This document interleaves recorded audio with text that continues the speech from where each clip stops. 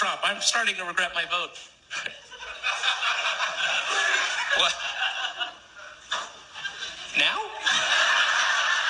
Now you're starting to regret. Yeah, that's right.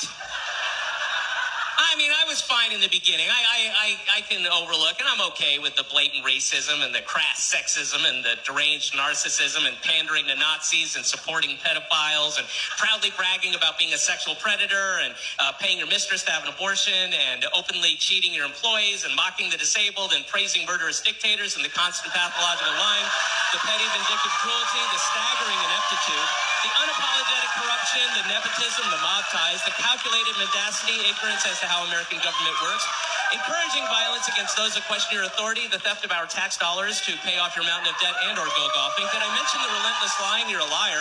Being a white nationalist, demonizing immigrants, the obvious disregard of the Bill of Rights, lying about whether Russia had hacked our election when you knew all along it had, then lying about it, the collusion with our sworn enemy and the sworn enemy of democracy, your dereliction of duty, your treasonous activities, and I was with you when you cheated.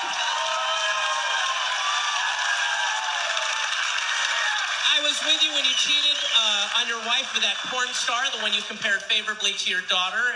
You cheated on your wife, not the wife you raped, but the current wife who had just given birth to your son. And of course, I was with you when we found out you cheated with the Playboy playmate, the one you compared favorably to your daughter, not with the wife you have now, but the second wife whose kid you ignore.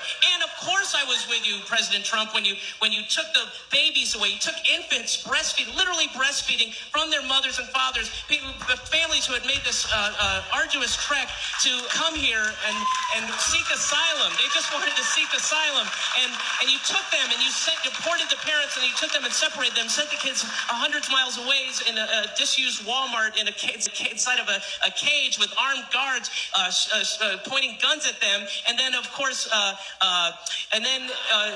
thus ensuring the private prison contractors CoreCivic and Geo Group, who donated heavily to you, can get paid their collective $4 billion in profit. As those toddlers sob and whimper in absolute terror, traumatized for life, of course I was with you with that. But this last omnibus spending bill is where I draw the line.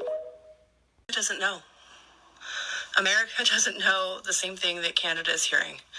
I was just on a call with some very well-educated people. I mean, people who work in D.C., lawyers, writers, like very well-educated people.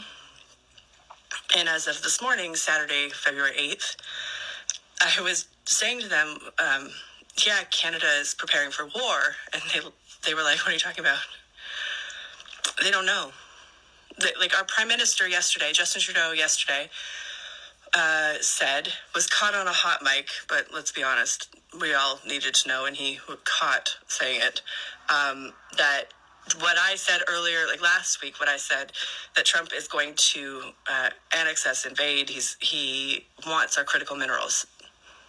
It's a serious threat. It is not a joke.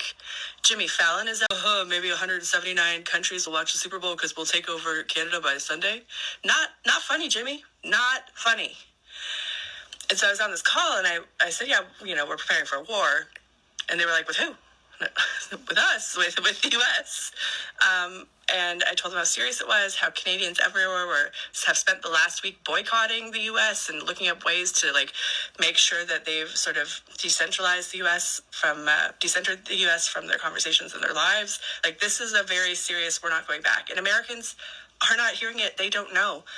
In British Columbia, which I'm sure most people don't know this, British Columbia is larger than every state except for Alaska, where I think we're almost twice the size of Texas. And our premier in BC has said that any government contracts going forward, if they have them with the U.S., they are going to, when the contracts come up, they're looking for other countries to do them with. So businesses that are out of the U.S.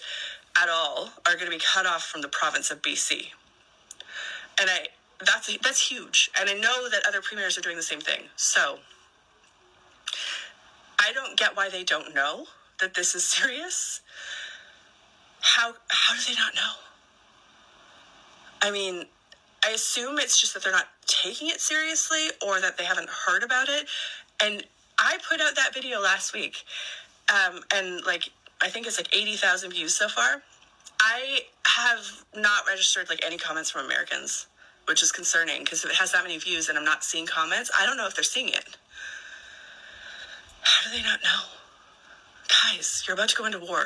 Good morning. Happy Super Bowl Sunday. It appears that upon waking up this morning, I have realized that I've upset quite a few of you. So let's talk about it. Last night, I made a stitch with a Canadian creator who has claimed that the American people are not seeing what Canadians are in terms of their news, and that Canadians are preparing for what she implies is boots on the ground war, causing a lot of fear and panic, and even in some cases in talking to people, panic attacks and other mental health issues. As of this morning, that video has over 4 million views, and that creator has more than tripled her audience size in terms of followers. Since last night, I have reached out to this creator directly multiple times, through comments as well as through DMs. She has not responded to me, and I also have noticed in comments that she will not respond to anyone else inquiring like I have about proof of this information, about background knowledge, about anything. Like, it's okay to come on the internet and make claims, but we would like to see proof of those claims. She will not interact with people who are asking for that proof. Now, first, let's talk about what I'm not saying, and then we will talk about what I am saying. Top of my list, I did not say, nor do I believe, that the threats of a madman sitting behind the American Resolute desk shouldn't be taken seriously. Everything that comes out of his mouth is something that has at least been a thought at some point in his mind. And so when we hear words that come from his mouth, we know that we have to take those as serious threats. Number 2, I am not saying that the American people are not being censored in certain things that they are seeing or hearing. What this creator has done, though, is made it seem, in the way that she presents her information, that we are completely cut off from the world, cannot look up things on worldwide news, cannot look up things on Canadian news. And she is preying upon that fear because we are already so misinformed within our own country and cut off from things like people on TikTok and other parts of the world. Number 3, and the last piece I'm going to address in terms of what I am not saying that Trudeau was not caught on a hot mic. He was. I am not saying that Trudeau was not concerned about Canada being annexed in order to become the 51st state because Donald Trump wants access to minerals and other resources. What I am saying is that the quotes that were caught by Trudeau on that hot mic specifically did not say anything about war, about boots on the ground, about violent interactions between nations. He did say there could be a prolonged political situation, which now at this point could be interpreted as many things. What he was talking about in that moment of the hot mic, he was talking about the issues of trades. Trade war is a very real thing, and it is highly, highly different from boots on the ground war.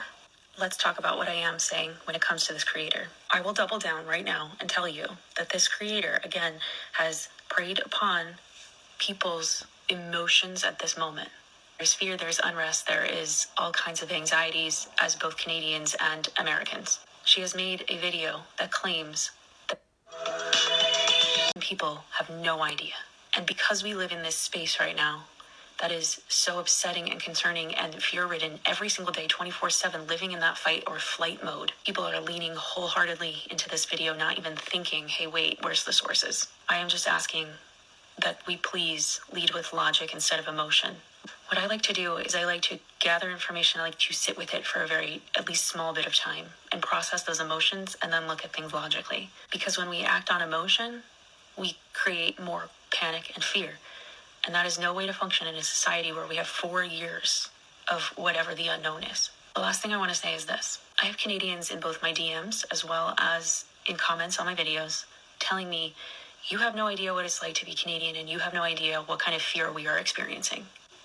In no way did I ever say that that was not the case. The American people on this side are just as scared, especially those that did not vote for this, which is a lot of people. I will not engage on my page in ununified conversation. There are 2 nations that are very scared. This is not a time for divisiveness. This is not a time to say, we're scared, you don't understand, on either side. This is a time for unity, and I'm not going to engage in those conversations that accuse me or anyone else in the United States of not understanding the fear that Canadians must feel. We feel it every day as well. Now is a time to draw together instead of pull apart. I might lose my farm because of the government.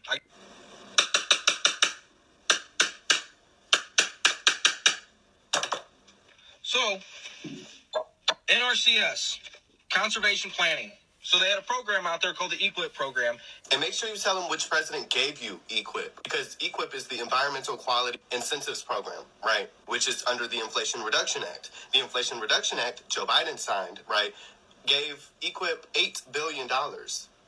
And make sure you also say what president is trying to get rid of that, right? And what the EQIP program is it's cost sharing on stuff like fencing, different seedings, water lines, waters, wells, and stuff like that to better conserve farmland for agricultural use. And you know what's crazy? The Inflation Reduction Act didn't have any Republican support. It actually required Kamala Harris to be the tie-breaking vote in the Senate because it was 50-50.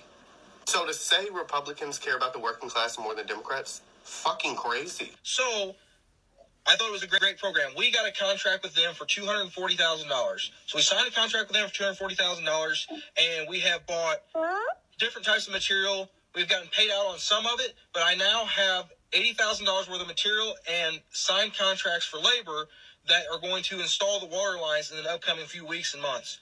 And with that being said, they called me today and said, hey, I know we have this signed contract. We're reneging on it. We're not going to pay out on it. It's almost like Democrat policies actually benefit you more than Republican ones. You were participating in a program that only existed because of Democrats, and then now you're upset that a Republican took it away. You voted for that, love. What do you mean you're not going to pay out on it? Well, you voted for someone that has over $1 million in campaign loans since 2016. Someone who bankrupted majority of his businesses. What the fuck did you expect? So I got all this stuff bought, and whenever I install it, you're not going to pay out. We had this contract. I made business decisions based on this contract.